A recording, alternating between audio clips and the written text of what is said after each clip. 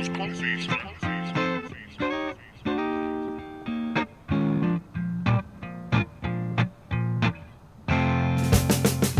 hard every day with a smile on our face, working fingers to the bone to expand our comfort zone.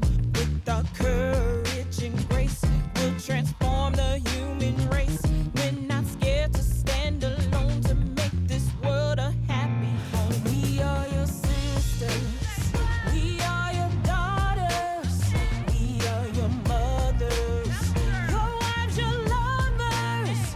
We are the women of a new century, and our mission is a world of peace. I said a world of peace. Hi, Jumbo. Hello.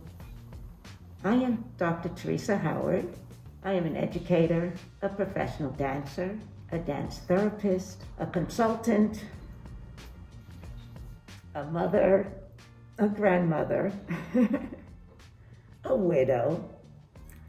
I am very honored and happy to be here today. I'm also a therapist, mental health, substance abuse, a preventionist, and life goes on and on and on. My name is Sonia Osilo, and I'm from Venezuela, originally.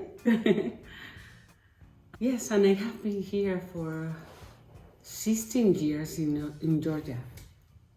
The last 6 years I have been dedicating to an international art piece. I am a painter and a sculptor also, but I got this passion to do installations that give opportunity and everybody to have a voice, and it have no age. So it's dedicated and made by children and adults, women, men, and anybody that wants to be part of it. The people that are participating are reflecting their identity and their hopes and their worries. This is really a piece that is an open book. It's a page for anybody that wants to say something. My name is Tiana Ferrel. I am the great-great-granddaughter of the legendary Miss Ida B Wells Barnett. I am a freedom fighter. I am a producer. I am a playwright. I am an activist. I am your sister. And I've always knew that I wanted to be in the entertainment industry. I was also a great writer. All of my teachers from high school to college also told me just how great my writing was. So in order to make those two collide, I was like, you know, I can write a play, I can produce, I can do things that way. And so I made my art my activism and just colliding those two. So that's how I was able to get into both industries simultaneously. I think my activism takes shape sort of parallel to my ancestor, Ida B Wells.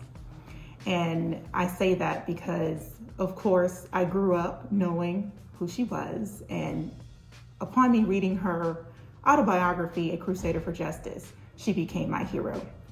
From that moment, I knew that I had to do something in my own right, and I just knew that I had to do it in a way that will impact myself and my generations and the future to come. Thank you for having me. My name is Samiyah Malk. I am an artist and designer. I'm also a curator and therapeutic art life coach. My research is focused on the intersections of race and gender. I founded my own design company under my name, Samiyah Malk, and I'm also the co-founder of Salam Sis. It is an inclusive Muslim women's creative collective. I founded a Muslim women's collective because I wanted to create spaces that were safe for women and also that were centered around femininity.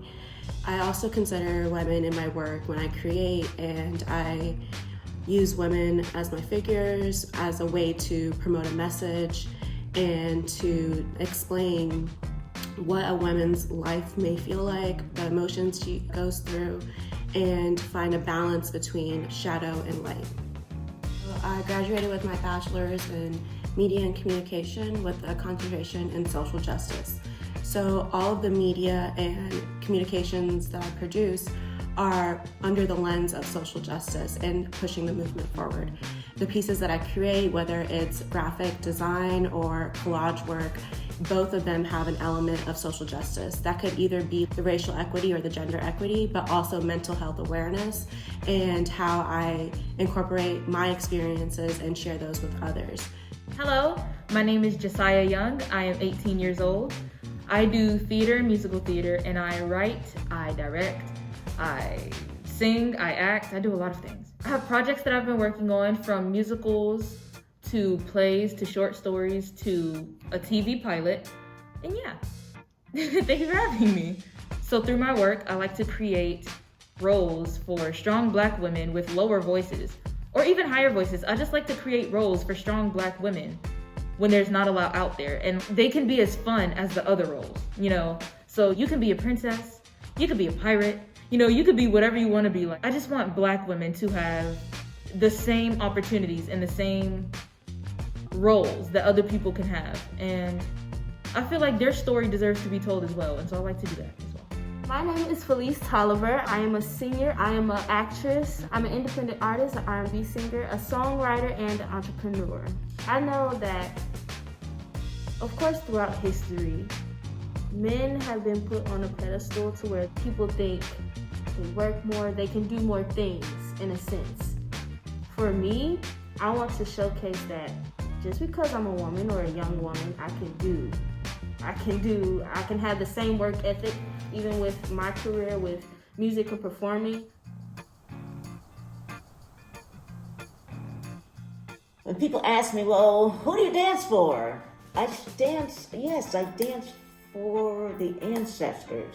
I dance for all of those that came before me, because I couldn't do all that I've done in this lifetime if it wasn't for my ancestors and all those that came before me that I could learn from, that I could engage with through travel, through books, through one-on-one, face-to-face speaking, and so on, to understand their abilities and their nature.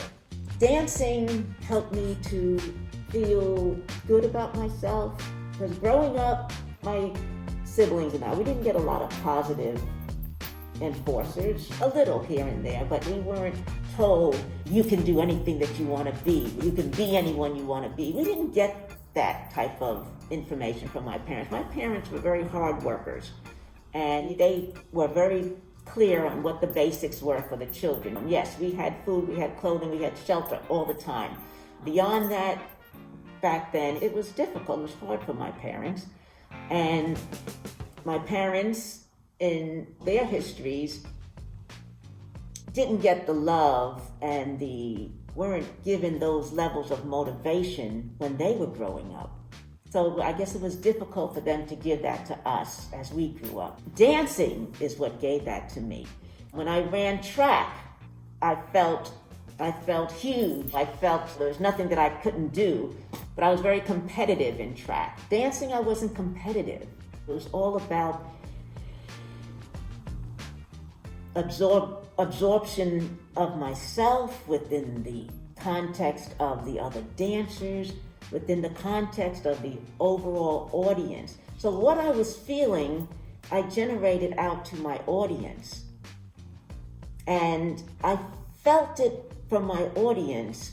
I felt emotions. I felt and could observe a smile. I could observe a head nod. Oh my goodness, my favorite memories. Oh, there's always so many. With my oldest granddaughter, she always says, whenever I say, I love you, Naoma, she always says, I always love you the most, Grandma. Yeah. That just touches me every time she says that. Being there at their births. I was there at each of my granddaughters. I have 4 granddaughters. I was out there at each of their births. Each one very different. Each mom, very different, but that was just an outstanding experience, and it brought back those wonderful memories of myself and my husband when I was having babies, giving birth, and that connection beyond the umbilical cord, so to speak. Those were actually the best times of my life. That whole birthing and surrounding of birthing has always been the best times of my life. I'm very happy to introduce you to Maria. Maria is an incredible woman. And she's a person that I have never heard a no from her. And she's always willing to do whatever people need. It's amazing. She's just amazing. She's tireless. We met through Unity North Atlanta, and each time we make one of these, it's just overwhelming because the people that come together, the people she brings together, and the community that evolves, lots of friendships and sharing, and it's just been amazing, and it's always been an honor just to have her call me and say, come help. It's just always been such an honor, and I'm grateful to have her in my life. But this is about you, Maria. I want to say that you're an incredible woman, always ready to help. Well, for me, it's being of service. Our mission in this world is just to help the planet heal and bring people together in a very loving and open to go beyond the color of our skin, the boundaries of male, female, our genders, our sexual preferences, and just be accepting and loving of everyone. And that's part of what we in Unity strive for. We're constantly putting our mirror up to ourselves as to what our passion and what our mission is on this planet, and it's to share love and be love. That's how she helps us with this project. Birthplace of Ida B. Wells is her master's home, and so it's very, very spiritual place. I go sit in the backyard and I just listen to the soul of my folks. It's like, she was born in one of these slave cabins in the back. Ida B. Wells was definitely an inspiration to me, and she ignited the fuel in my flame. It was my job to defend my family's legacy and to continue her legacy and her crusade for justice. And so that ignited the freedom fighter that I am. And I just knew that I had to do it in a way that will impact myself and my generations in the future to come. I love to look at women artists. I've even written my thesis on Black women artists and their impact as they move the social justice movement. Since I was younger, I always looked at Frida Kahlo and how her work is a reflection of her identity and how she manifested her pain into something beautiful. I also look at artists such as Amy Sherald, being the first African-American woman artist in the Smithsonian to paint our First Lady Michelle Obama, and look at artists that are trailblazers and making a difference and breaking these barriers that are held up against us. So as a Muslim woman, a lot of my work is based upon my identity as a Muslim and also as a Bengali woman. Womanhood to me means the beauty in carrying myself as someone who has grace, poise, obviously femininity, but also just power and respect for myself and for others. It also means to me to be loving and caring and supportive of my sisters and spread the love and positivity that I hold in my heart. I would say, to me, womanhood is also strength. I feel the women that I look up to in my everyday life, or just, seeing the media, they all showcase strength or some sort of stability in their life. In life, my mother is my key inspiration. So she's shown me to be strong all my life. I love to take away, with the love is her strength and her ability to keep pushing no matter what happens.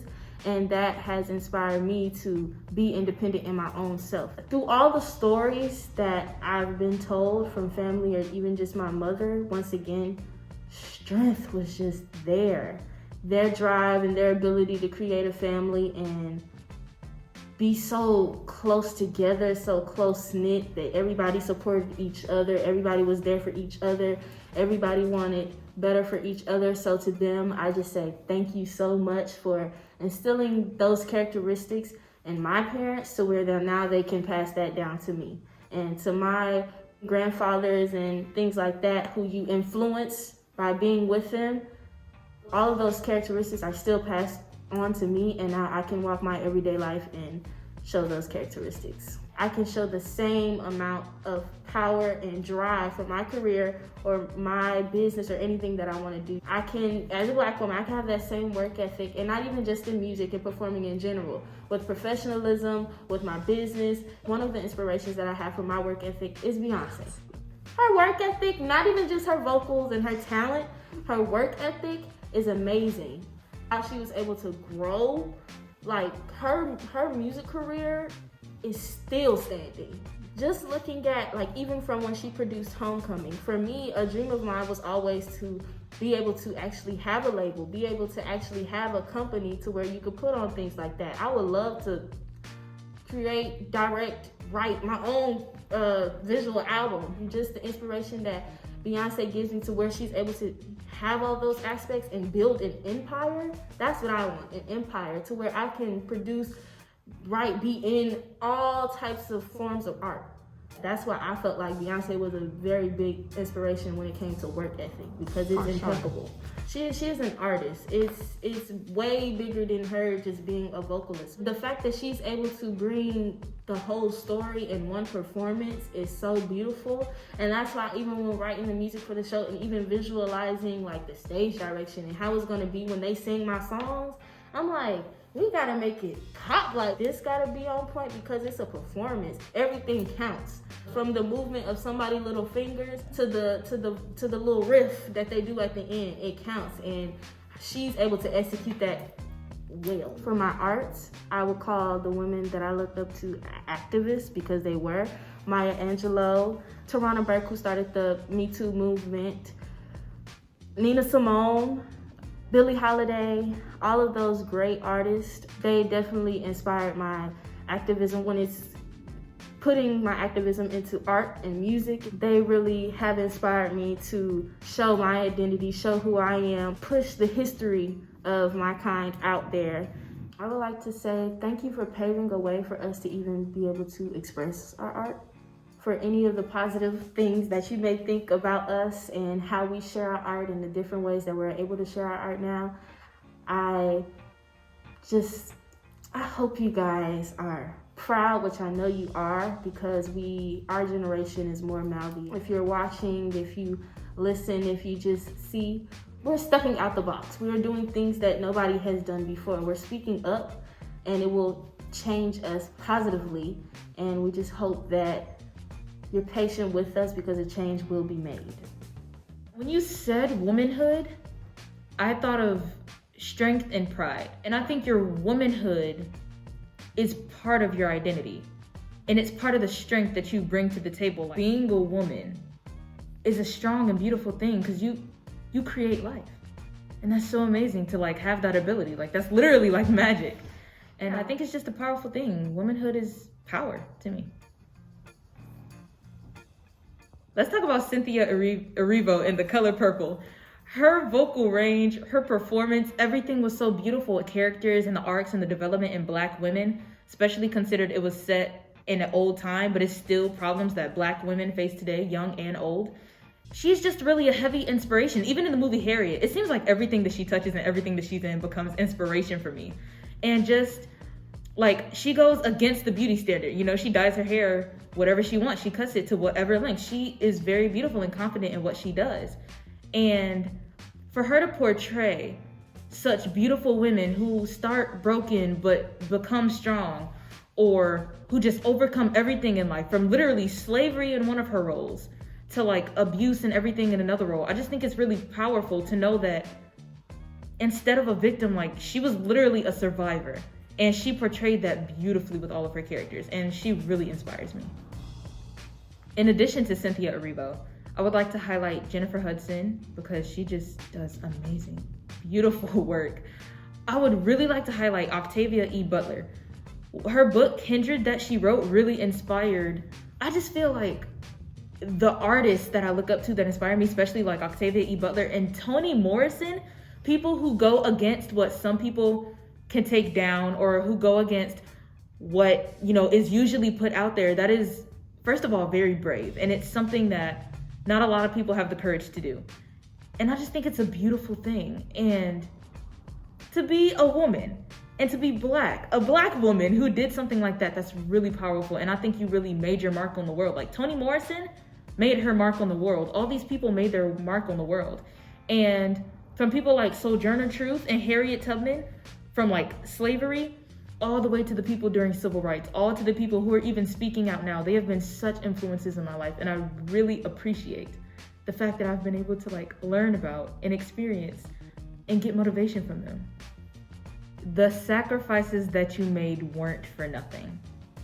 Everything, every word written, every video, every interview, everything you have left behind for the people following you, for the people coming up, men and women, children, black and white, all races alike, we look to you and you have been such an inspiration for us.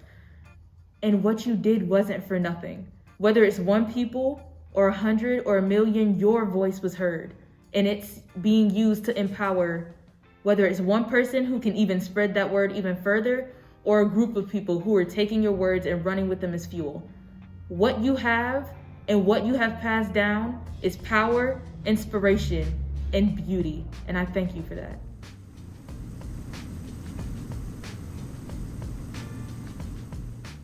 I realized in the 1960s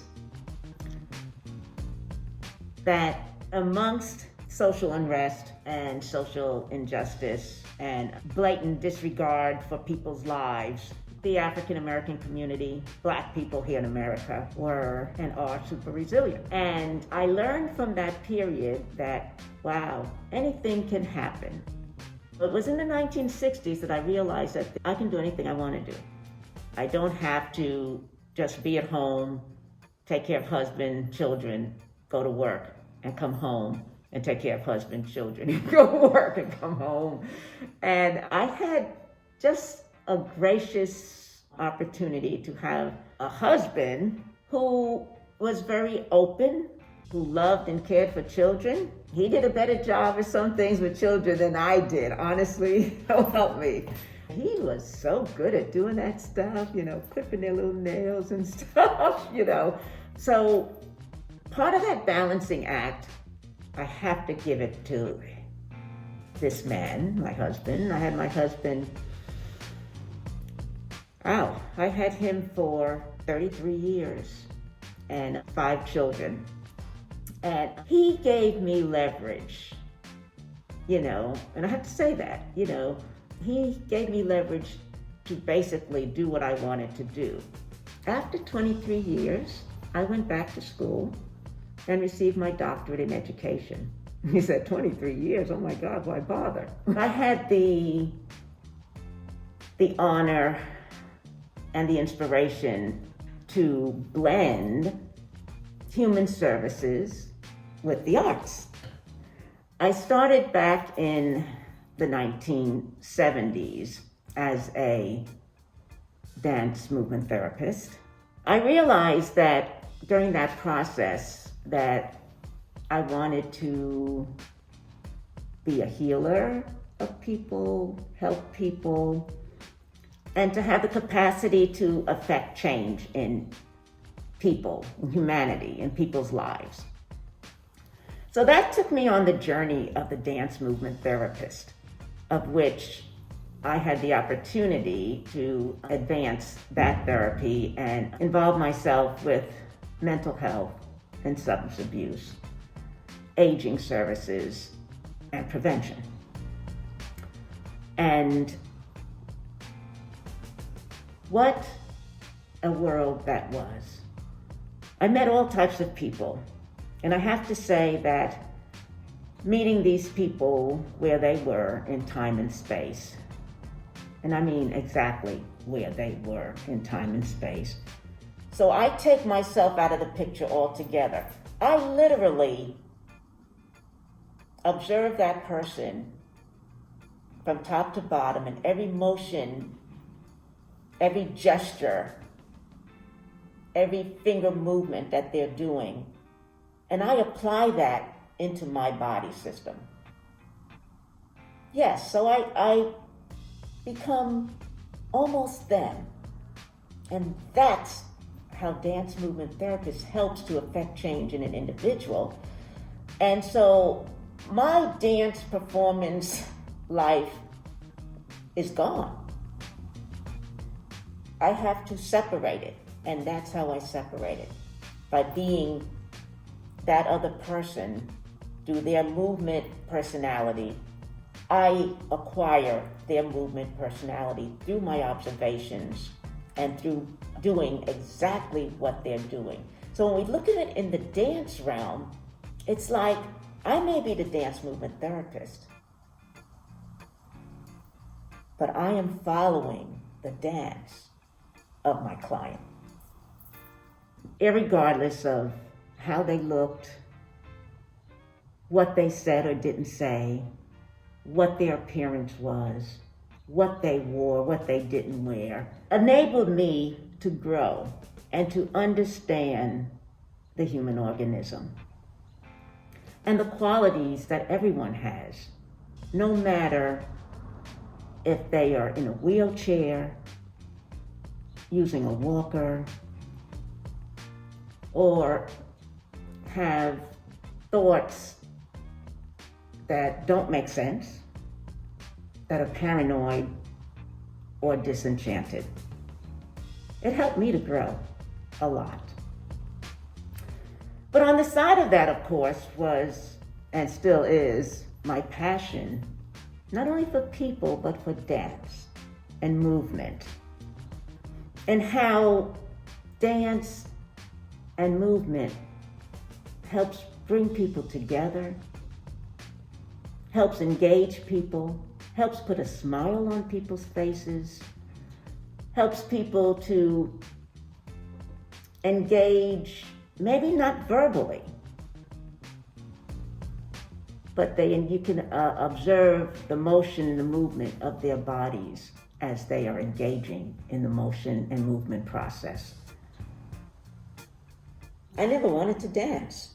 We danced at home. We did the twist together, as my mother and I and my family, my siblings. We did the mashed potatoes. We did the monkey. We did the jerk.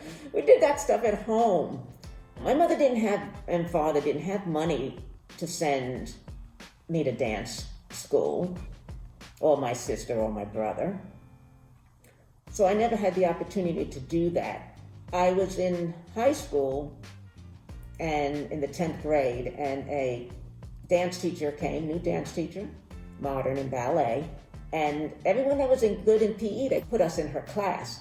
I thought that was crazy. It didn't make any sense. I was a track star. I was running. I always wanted to run. I started track in elementary school in Queens, New York. So I always wanted to be in the Olympics. But I ended up going to track meets at the Harlem Armory, and some of those women that I was running against in later years up the road were in various Olympics.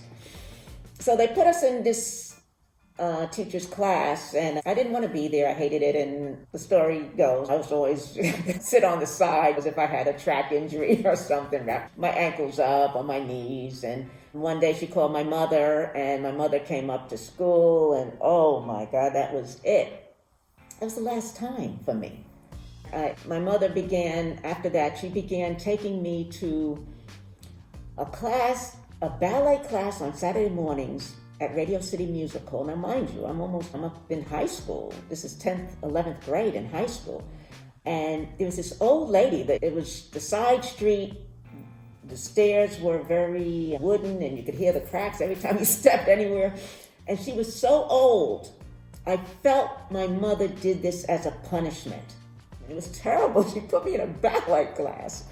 And I never liked it, but I was there, so I knew I had to do the right thing, because otherwise my mother wouldn't have been happy with that. And then eventually, it was after high school, actually, it was when I got to college that I realized that dancing made me be able to express myself and not feel threatened to do it. And that was in college, my first year of college. And I was around people who I felt were really supportive of me and who were they were elegant dancers. And they were very harmonious people. And I began to come out of myself, because I said earlier, I was a very closed person. I was more of an introvert. I couldn't even look people in the eye back then. And through dance, being on stage, it was almost like, it was a euphoria. It was like I was somewhere else. I could be anything I wanted to be. I could grow, I could leap, I can get small. I could do anything I wanted to do. I could use the space in any kind of way I wanted to use it. I could connect with other people.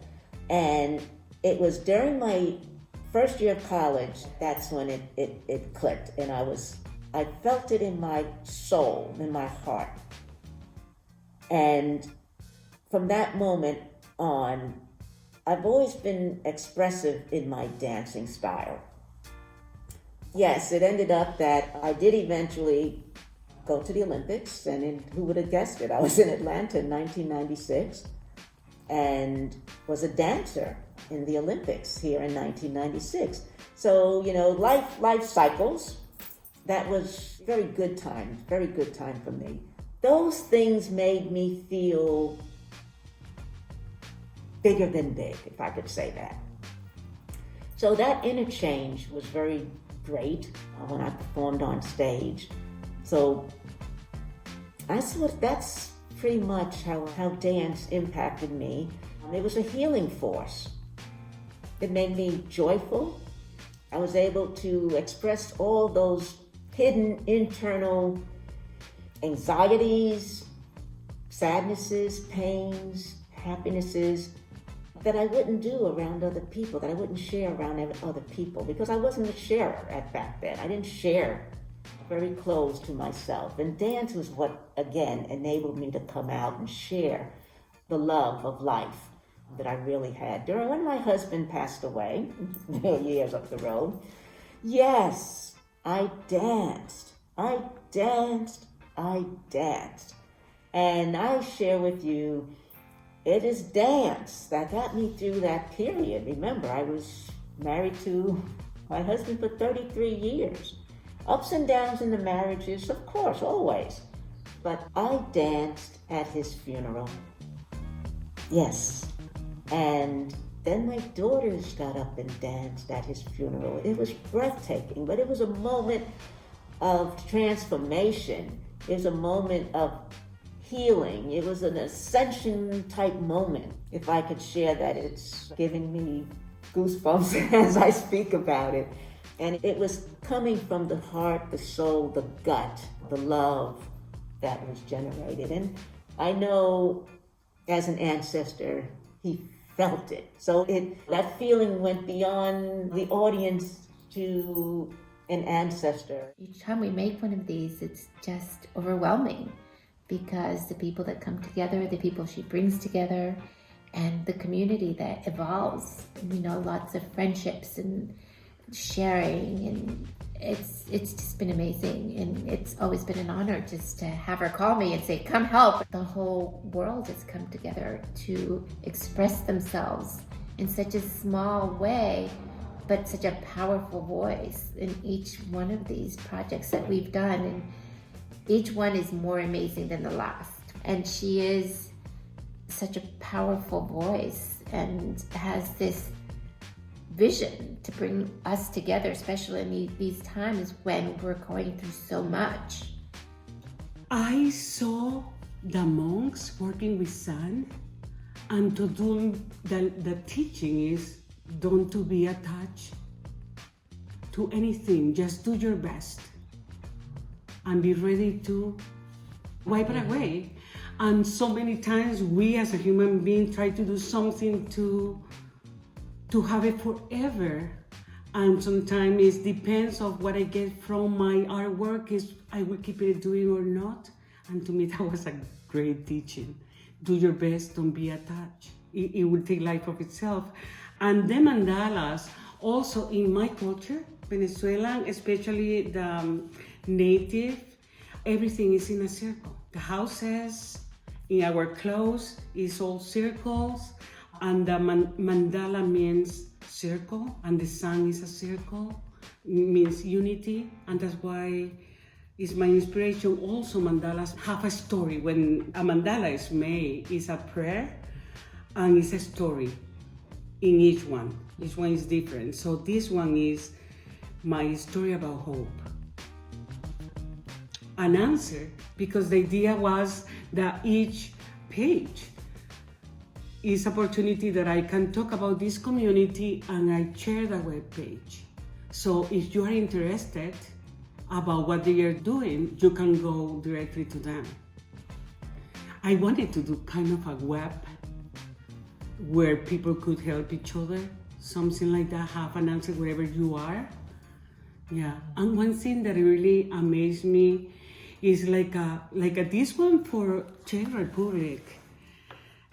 This girl, boy, is talking about terrorism. So he wants people to shake their hands and no more arms, and respect each other. Amazes me how kids are so worried about pollution, what we are doing to Mother Earth.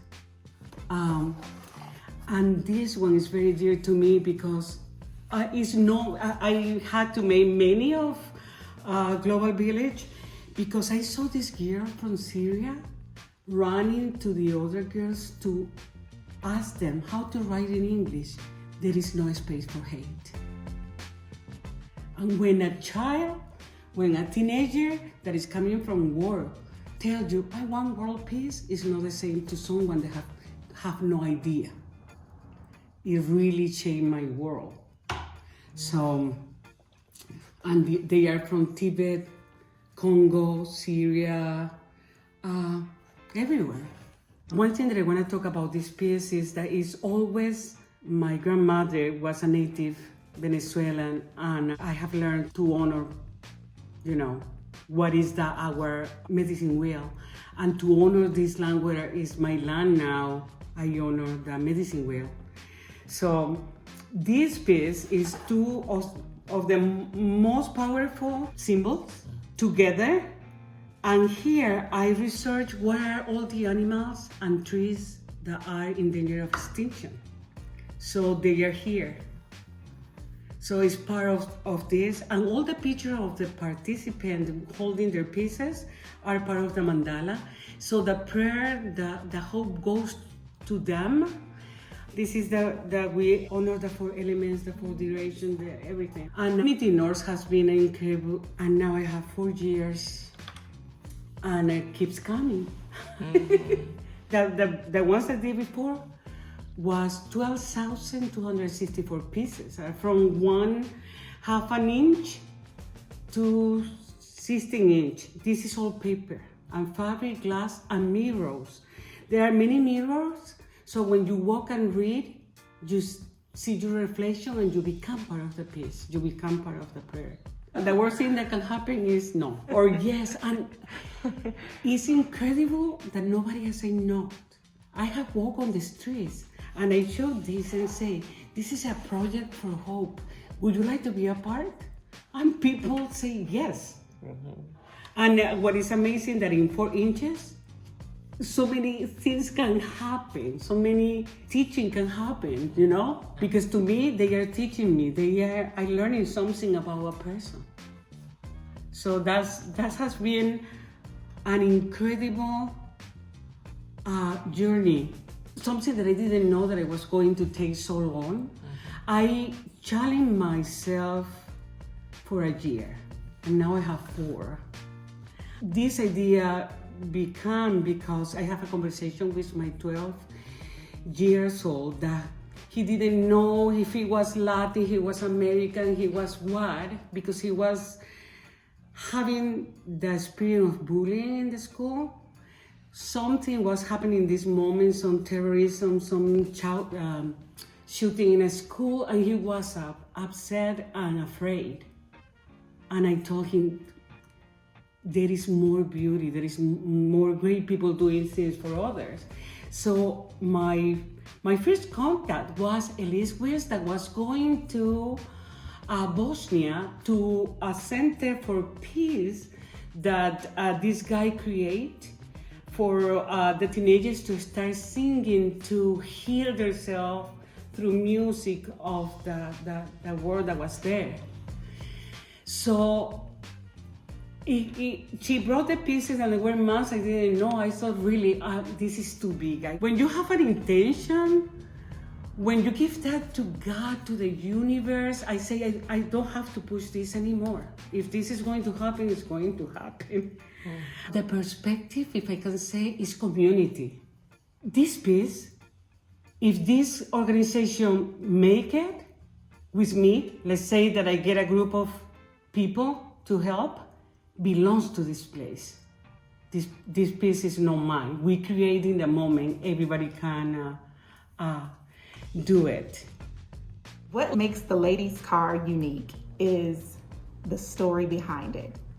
Ida B. Wells is credited with so many different things. Founding the NAACP, being a suffragette, being a teacher, but what catapulted her career is her fight with the Chesapeake, Ohio Railroad Company. And this story is unsung, and this is the story that I fell in love with her with. And I just saw how powerful she was in her own right in her early 20s. She was on her way to work on a Memphis train. She bought a first-class ticket. She was sitting on the train. The conductor asked her for her ticket. She gave him the ticket, and he refused to let her stay there. He said, you know, you're a colored woman, you need to sit in the colored car. But Ida said, no, I'm gonna sit in the first class car because this is the ladies' car, I'm a lady. In the colored car, they allowed rough housing, smoking, drinking, cursing, and Ida did not, want to be a part of any of that. So the conductor said, I'm gonna have to remove you from the car. And so he goes to physically remove Ida B. Wells, and being the feisty individual that she was, as she so eloquently stated in her diary, I fastened my teeth in the back of his hand. She bit him. And so he knew that he was gonna need help getting this feisty woman off the train. So he went and got 3 of his friends, and they ultimately threw her off the train because she refused to go to the colored car. Now, what's so special about that is in this time in the 1880s, Black Americans had no rights. We couldn't read, we couldn't write, but Ida B. Wells sued the railroad company. She obtained a Black attorney. His name was Thomas Castle. And all of a sudden, she wasn't getting any updates for her case. And so she found out that he was bought off by the railroad company. And so Thomas was just, he wasn't a bad guy. He was a product of his circumstance. And, the railroad company threatened his life and his family. So he had to step back. So Ida, again, being feisty, she said, well, if the Black man is afraid of the white man, I'll get a white lawyer. So she hired attorney Judge Greer, and he wasn't just a lawyer, he was a judge.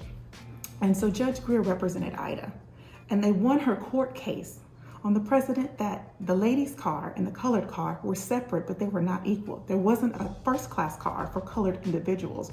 So see, Ida B. Wells set the precedent for separate, but not equal before we even got there. And why is this story unsung and unheard? Because white America did not want Black Americans to know that you can successfully sue in this country and that we had rights. So this story that is in the history books in Shelby County, Memphis, Tennessee, was closed to the public.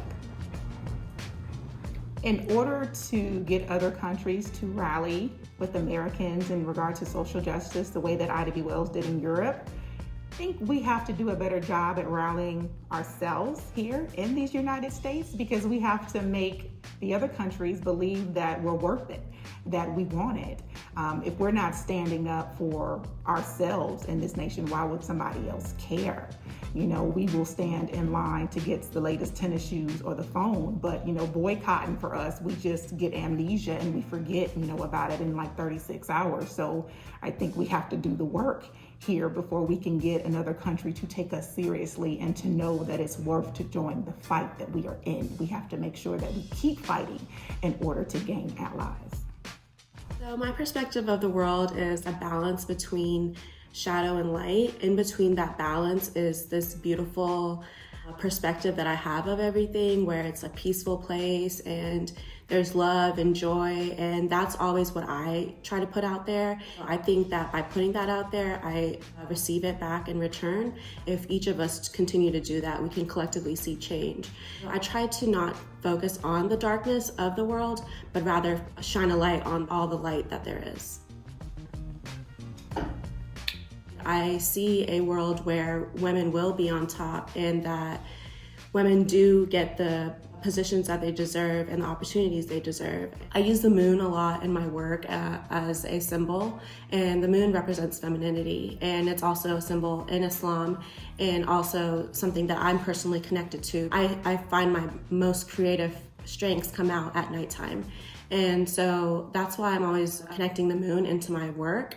So if you do see one of my pieces and it's a moon, then you can also associate that with myself. And when I go to my collage work, I typically work with magazines that are centered towards women. They might be fashion magazines or magazines about health and lifestyle. And I also like science magazines, such as National Geographic. But I'm always gravitated towards Black and brown women. And you know, basically growing up as a minority in America, I didn't feel represented in media. And I feel most connected to when I see Black women portrayed in media, because that's someone who I see that looks like me. And it's difficult to find South Asian women in media. We're slowly breaking in. And that's also because in our culture, it's told to us not to pursue these careers, not to pursue careers in acting, music, or even the creative arts. So I'm breaking a barrier there, and it has been an eye-opener for my family to learn that I'm an artist and to accept me as an artist. But I'm not the first in my family. I'm only the first that actually pursue this as a career path. And so I would like to change the way women are portrayed in media and also change the lens how our sensuality and sexuality are perceived, and for people to know that we're not just our physical traits, but also everything intellectual and our inner qualities are what shines in our physical. That's how I continue to spread that message of self-love and self-awareness in my art. A lot of my work is to promote mental health awareness, and this is because while I was in college is when I actually first started creating public work. So I've been creating my whole life, but until I got to college and I was using social media, wasn't until I actually shared it publicly and it was exposed to people who I knew and also did not know. And, you know, to share something so vulnerable, what that is an inner thought of mine that I never expressed, was a big deal for me, and I would be shy. And like I said, I have my greatest creative powers at night, and so I would share my work in the middle of the night at like 2 a.m. And that's also kind of how my whole brand started. And so my brand is called Insomnia, and that started because I was experiencing a form of insomnia, even though I have not been diagnosed with it. But I would stay up until 3, 4 a.m. working on art because at that time I was studying the sciences, I was studying biology. And as an escape, I would create, and these ideas would come to me, something I wanted to create, and I wasn't feeling that good about myself, and I was like confused about life and what it meant. And so a lot of the pieces were about letting that go and about accepting my identity as an artist and the fact that I do have these creative abilities that I want to express and release, but I just didn't know how to go about it. And like I said, I didn't even know being an artist was a thing. I thought that you had to go to art school or that you had to have someone, you know, promoting your work or something like that. But, you know, you can do this all on your own and you can be self-taught. And I'm always looking at like different programs I can learn and finding different certificates I can do online. And so I got certified as a therapeutic art life coach because I wanted to share with others that through creation and through making something with your hands or your mind, that you can release a deep part of yourself or something that you're holding on to that can't be put into words, but you're able to create something that expresses that visually. And that's a form of visual communication. I was able to heal myself through art, through that dark period I was experiencing. And that's why I offer that to others. And I've been therapeutic art life coaching for a year now since the pandemic started. And I decided to do this during the pandemic because I realized that collectively, we were all suffering from loneliness and probably different forms of depression because we were experiencing something that was new to mankind. So to create a virtual experience for others to come and share their experiences and allow themselves to create and let go, it acted as a catharsis. And I continue doing it by collaborating with other artists or organizations and doing it on my own. Although it is very difficult for us to talk about these topics and issues, it is important to shed light on them and to raise our voices about them. I remember I did a intensive called Broadway Dreams, and it's very diverse. Love it, very diverse. And I remember walking into the room, and we had Black educators, artists there to teach us and things like that. And I took notes on how they were so able to walk amongst others and be so diverse in their way and still show who they were, their Blackness, their power, and their art. I remember I told myself, you're gonna be able to do all of it, and even if you have to be in what is supposed to be a white show, you're going to be able to show who you are. You're gonna have your strength characteristics that you take on from the next Black person, Black woman that's aside from you. You're gonna be able to showcase that. Or even that Black man that's aside from you, his independence, his build, his king aspects, you're gonna be able to put that into it, even if you do have a best friend role. And that's when I knew, like, okay, me going into this career, no matter who I'm around, I'm still going to be able to show who I am and the characteristics that my ancestors have shown me to have, and I've put on like a backpack. I've been writing all my life. October 28th, 2018, I just picked up a pen and I started writing. And I came up with these really nice characters and a really nice development arc. I really want to say that God gave me that idea, because a lot of ideas come and go. If I don't write them down, they come and go. This one stayed. And it was on my mind. Like, I just would walk to the store and I would just randomly I would have to like tap out a melody, tap out that beat. If it comes to me, I have to write it down immediately. And I literally was writing songs in my sleep. Like, I woke up, rolled over, recorded what I just heard in my sleep, and then went back to sleep. It was crazy. So I really do believe that I am doing this from the ancestors and from God. Hearing the music and hearing the pain and the sorrow, but the heartbreak and the strength and the power that all these characters as Black people hold, it just really inspired me to keep going. I kept saying, like, people, like, even, there's police brutality, social injustice, things happening every day. And I was just like, it's not clicking. Like, there's something you're not getting. You're not actually seeing the pain. There's no possible way that you see us as human. To do what happened to George Floyd, Breonna Taylor, like, there's something you're not getting. You're not actually seeing the pain. It's I am human, because there is no possible way on God's green earth that you saw these people as human.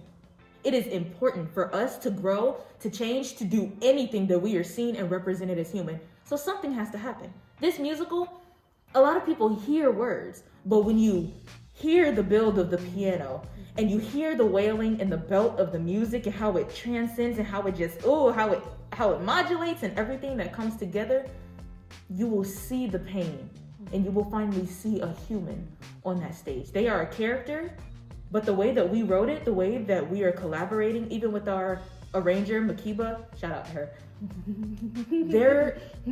they'll go from a character in a playbill, they'll go from paper, to a character on stage, to a human that you can relate to, just because it'll be that in your face. And like, the thing is, I understand, like, it's hard, but like, some people just genuinely refuse to educate themselves, and that's why it's so hard. And through this stage play, you know, it'll be like more digestible, more for like all ages so that everybody can see. But like, yeah, Over time, I began to see the importance of the show. I remember when we were first thinking about the music for the show, and we came up with the idea that we wanted to modernize a lot of the music in the show. I feel like this show is so monumental because it touches on history and is one of the first musicals to ever be done on this topic, just to be able to touch different audiences, because I thought that that was a very important aspect. So on the musical aspects, I felt like adding the different styles, it will first off impact different age groups and help them feel it more, help them really be able to feel the passion of the show and the importance of the history behind the show. I feel like this show is so monumental because it touches on history and is one of the first musicals to ever be done on this topic, that it is very key to touch younger audiences. If we don't touch younger audiences who are going to be the future of the nation, the future of the world, it would not make a point. So in the show, we use hip hop, we use old soul and R&B and belting and things like that, different characteristics and different styles of music during the whole show.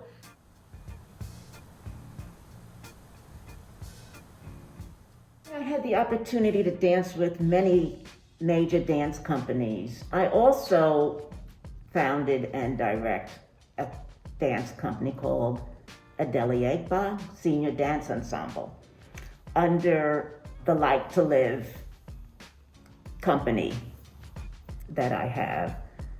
And yes, they're all seniors, 60 and over. And to me, it brought everyone together. There were smiles on their faces, because being at home alone, isolated, unfortunately many seniors are, there's depression, there's anxiety, there's stress, and it goes unattended because nobody knows. It takes my heart to be able to train and educate and learn from these very, very, very wise men and women. And I teach the group everything that I know. So they do modern dance, they do ballet, they do jazz, they do tap, they do African, they do line dance, they do belly dance. And people laugh at this, but I teach it to them, to all of them. And it's the most rewarding, one of the most rewarding things in my life. To hear a senior citizen say to you, which I've been told many a times, if it wasn't for this dance, I'm not really sure that I would be living today. Oh my God, that takes my heart. That takes my heart. Or they say, because I have people in the group who have had rotary cuff injuries, knee surgeries, hip replacements, triple bypass surgeries. Yes, everyone is inclusive in this group. It matters not. Everybody is inclusive. And they say, well, my surgeon asked me, you're healing so much faster than the average person your age. What are you doing?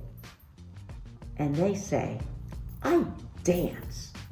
And all the surgeons always say to them is, well, all I can say is just keep on doing what you're doing. So it adds value and increases and improves the quality of life. Dancing, move. I love that people feel that there is their peace. It's their peace. Because they own it. They own it because they have a peace. I have received 58 countries in 7 continents. The pieces are collage. It can be any material. I don't want that the material will be a limitation. But as an artist, one thing that I did for me was I wanted to know if I could do an art piece that the material will travel the world and come back to me. So this start going in another places because it's very simple to do. I love that people feel that there is their peace. It's their peace because they own it. They own it because they have a peace. And this is social justice.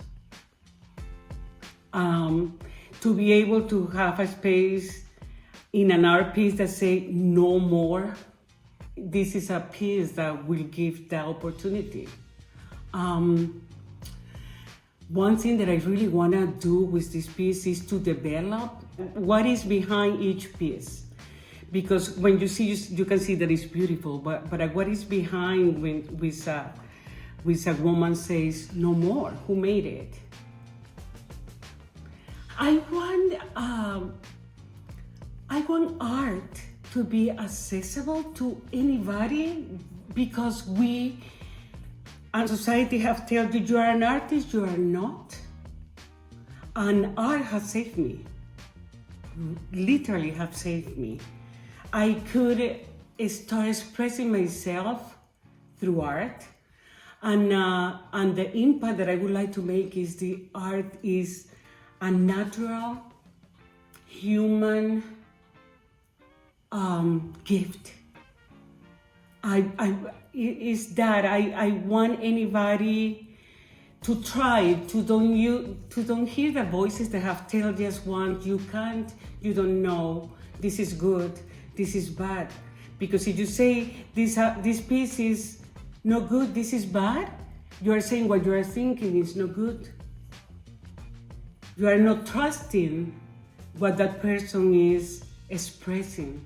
So if I want to make an impact, is that I was telling my daughter, when I die, please, I don't want flowers, I don't want anything. If people want to do, I want art materials and go and bring it to any school that doesn't have the possibility to have it. It's just art. That's my legacy, because art is a voice. My hope for humanity is acceptance, because we are different, and that's the beauty. One thing that is about this piece is that I have leaders from all kinds of religions writing their hope. It's not about a particular group. It's anybody. It's anybody. It's any belief.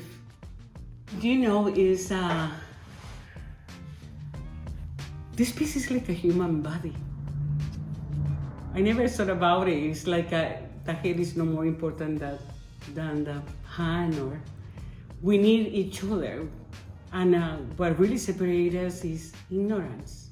At the end, we all want the same thing. And that's what this piece, there is no country that hasn't, the children or adults ask for the same thing. Peace, justice, take care of each other. And this is by the voices of kids and adults. So at the end, we all want the same thing. Somebody asked me once, will you reject a piece if you don't like what they say? Say no, I won't be honest. So it's anybody's piece. One thing that this project have made me is very strong as a grandmother, and to discover how powerful can be a grandmother. And as a mom. So an upcoming event that I will be working on to continue my life's purpose is the annual Ida B. Wells celebration. We have this annually in Holly Springs, Mississippi, her hometown, and it's usually the weekend of her birthday, which is July 16th. And there we do a celebration of life. We give tours at the Ida B. Wells Museum, which is a special site because it was the former home of her slave master, and Ida B. Wells was born on the grounds in the backyard, so we call that the birthplace of Ida B. Wells. So if anybody is in Holly Springs, Mississippi, which is only 30 minutes from Memphis, Tennessee, or Oxford by the University of Ole Miss, come join us in Holly Springs. And it's just, and that Holly Springs is such an old town. If you go look at all of the garages and people's backyards, I'm like, these are former slave cabins. So an upcoming event that I will be working on to continue my life's purpose is the annual Ida B Wells celebration. We have this annually in Holly Springs, Mississippi, her hometown, and it's usually the weekend of her birthday, which is July 16th. And there we do a celebration of life. I would hope that I continue to create opportunities for other artists and inspire them that art is a industry you can be a part of and also a career path that is possible for you. I think sometimes this career or any type of creative careers are not shined upon as we grow older, especially in high school. And I want these younger generation students and artists to know that there are opportunities out there and you can be successful. Social justice is sharing how you feel about certain topics that affect many and putting it into the limelight. I know that in history, a lot of stuff wasn't put into the limelight. A lot of people didn't even know. And even if a lot of people did know, they felt like they could still just walk around and act like they didn't know because it wasn't in the limelight. Now, as we just seen this past summer in 2020, a lot of stuff was pushed to the forefront.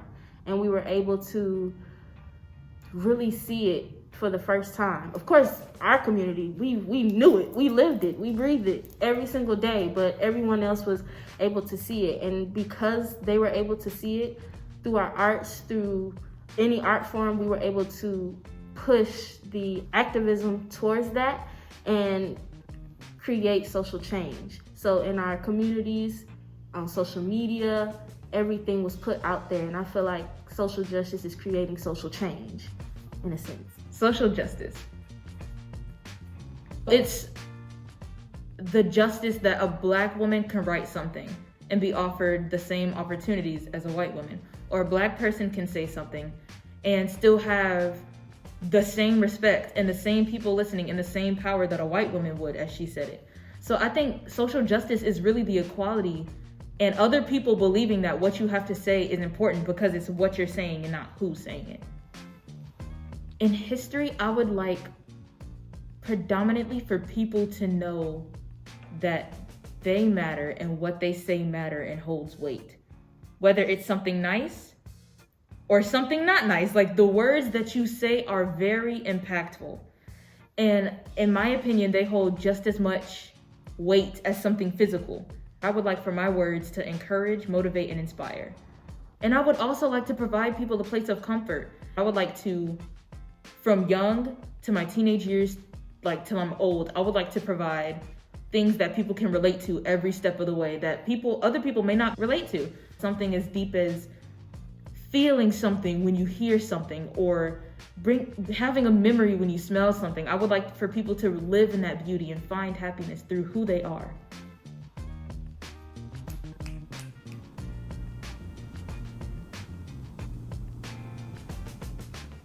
For women, for young ladies, from this point into the future, is to know yourself, know who you are, know your origins. You know, I always do the motion of the Sankofa. You know, you have to, look back in order to come to this day, in order to go beyond.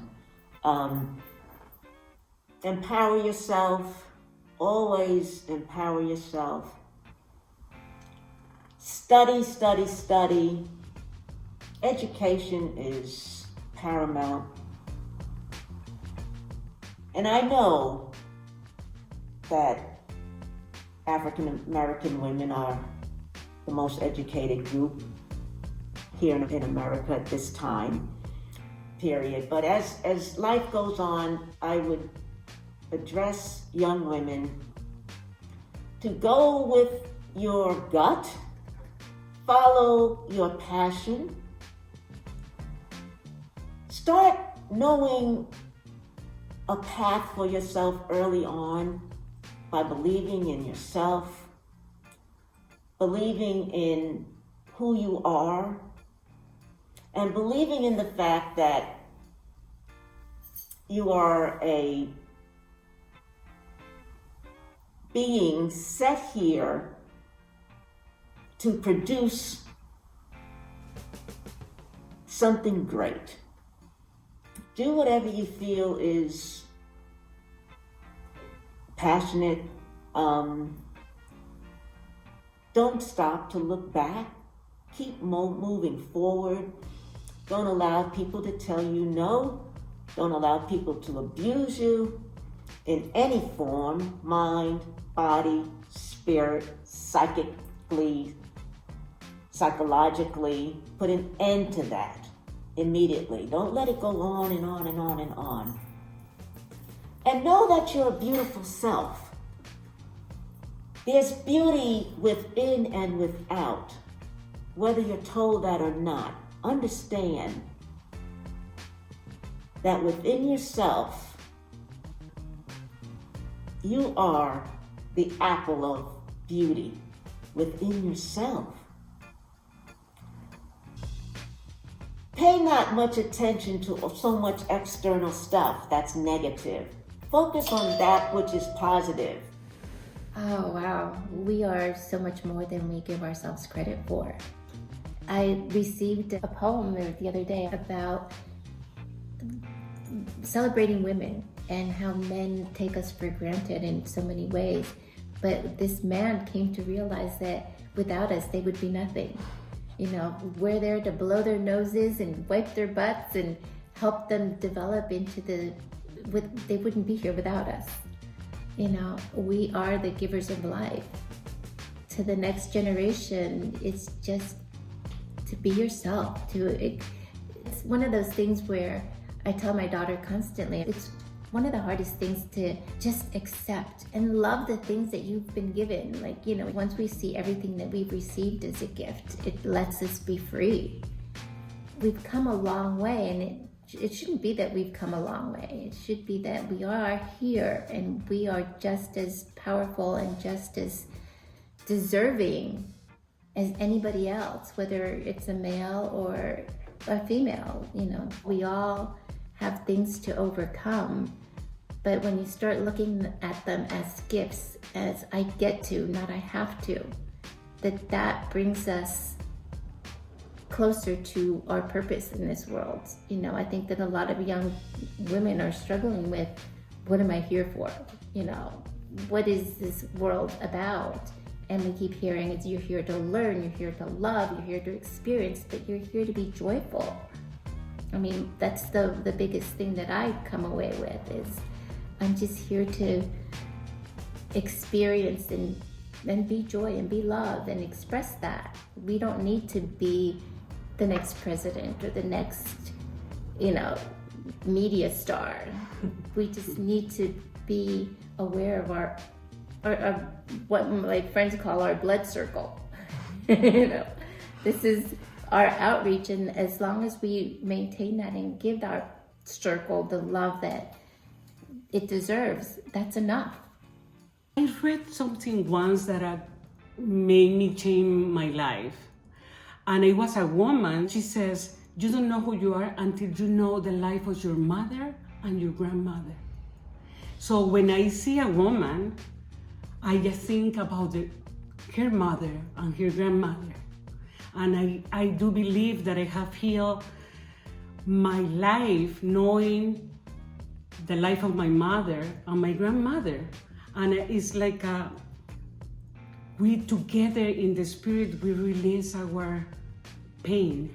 When I see a woman, I just don't see a competition as the society taught me at the beginning in my childhood. Now I just see a sister that must have struggled as much as I have. Or if I have something to learn, because this life is just to learn. And a woman has something that we don't get tired easily. We don't finish something until we finish it. We are very tireless to do something. We are multitasking. My hope for the future of womanhood is that we no longer have to talk about womanhood like it's something that we're striving for. I hope that we never have to say this was the first woman to do something. I hope that we never have to have a month in which we have to highlight ourselves. I want it to be something that is a daily occurrence or an hourly occurrence. I want for us to have fair wages. I want us to be equal counterparts for our men. That is my hope for womanhood. The advice that I would give to a young woman who wants to enter the entertainment industry is to use your network. You know, a lot of times we have different avenues and different relationships. We know people who can get us to where we want to be, but we're afraid to use that. I'm very shy, and that was something that I had to overcome. I'm growing up, just, closed mouths don't get fed. Ask your friend, ask your neighbor, do you know somebody who knows somebody? And also create your own opportunities. I wrote my own stage play, I produced it, I directed, I did the casting. Just create your own opportunities, collaborate with other women, just build your own network if you don't have one. In today's time, you can live stream things, you can produce on YouTube, just social media. There's just so many different avenues. Well, now you don't have to ask anybody for a job. You can create your own position. Okay. For any women who don't see a reason to vote or feel that their voices don't matter or unheard, they're trying to make it difficult, almost impossible for us to get to the polls. That just lets you know exactly how powerful and impactful your voice is, because they're trying to silence our voices. Ida B. Wells was a part of the suffrage movement, and before African Americans received the right to vote, she assisted white women because she knew that if I helped my fellow sisters, that one day we would all make it to the finish line. She knew how important it was. And everything that we do in our daily life is impacted by a lawmaker. The gas that we buy, the elevators that we ride, the water that we drink. Your voice matters. The reason that we have a vice president that looks like us is because our voice matters. And when we allow others to silence our voices, we may not ever be able to speak again. So it is definitely important for you to exercise your right to vote. If Ida B. Wells were alive today, she would say, ladies, learn your history, get ahead of it. Because if you don't know where you came from, you don't know where you're going. History always repeats itself. So you have to get ahead of it so you can break that cycle. You have to get ahead of it. So what are we doing here, ladies? You have all the tools. And another thing I know Ida B. Wells would champion for is for us to all be friends, for us to collaborate, for us to bond with one another. In order for us to maintain our rights in this country, women have to bond together. We have to make laws that benefit us, which means in turn we have to support one another. We have to show up for one another. We have to vote. And in order to bring about change, to make sure that we do not continue with the racist notion, is to educate ourselves, to still strategize, organize the grassroots, and just move forward. Continue to create our own spaces, even though there might not be opportunities available. The more that we do that and the more that we get the word out there, people will realize the way that things need to change and the things need to be in the world. So if you ever have an idea, I really suggest and push you to continue striving towards that. If you ever need help, to ask somebody and collaborate with them, because working as a team, you can get so much more done, and know that you are not alone. I would say your mental health is very important, ladies. Very, very, very important. It is the only way you will be able to connect with your own identity and be able to show that through your art. I say, please take time for yourself. Don't do something that you don't want to do. Pay attention to yourself. Listen to your intuition. Listen to anything that you may have in the back of your head. Act on it. Take account for it. Any idea that you want to do, act on it. Do not sit and just think about it. Actually do it, because here's the thing. If you do it and people don't like it, you have a chance to go back and grow. If you don't do it, you never give yourself that chance to grow. For musical theater, if you're interested in going into that branch of performing with theater, I say don't put yourself in a box, or don't let others put you in a box. If you take the initiative and just try it and do it and try new things and put yourself out there in different type of ways, different types of style of theater, different types of music. If you're a vocalist, anything, different type of dance, just do not put yourself in a box, because art is so grand. As we're trying to build equality and unity, you don't want to continue to put yourself in that box that you've always already have been put into. For your freedom, it's just that. Don't let anybody tell you what you need to do. Like, live for yourself. You are your own person. Live in being your own person. Find your happiness within yourself. If you are living for somebody else, you will never be happy. Find your individuality. Believe in yourself. You know, I cast people in my stuff and I ask people to do certain things, and some people are really afraid. I wouldn't have asked you to be here if you didn't have the potential. You are where you are supposed to be for a reason. Understand that what you have is a gift. Stop belittling yourself because you forget just how powerful you are. And when other people try to remind you, tap into that. Listen to them. Listen and speak, believing that you have power.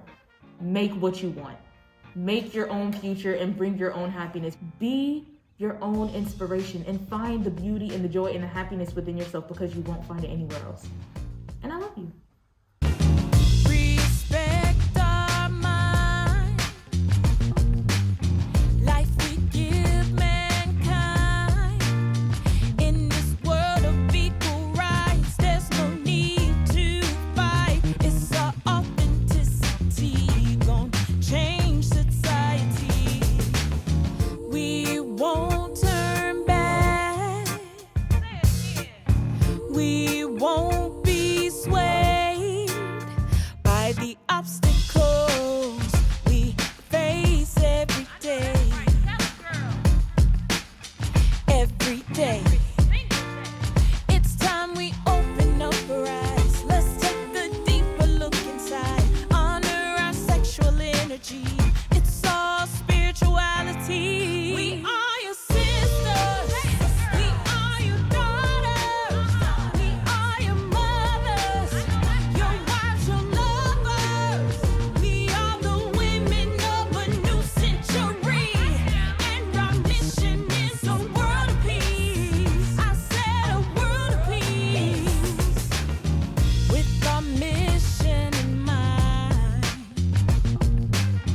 Courage by our side. We are all unique, essential human beings. Can't you feel divine feminine energy? With a strong commitment,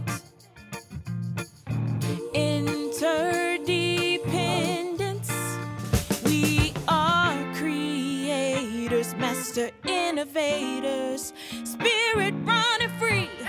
Our spirits are running free. We are your sisters. We are your daughters. We are your mothers. Your wives, your lovers. We are the women of a new century. And our mission is a world of peace. I said a world of peace. We are your sisters.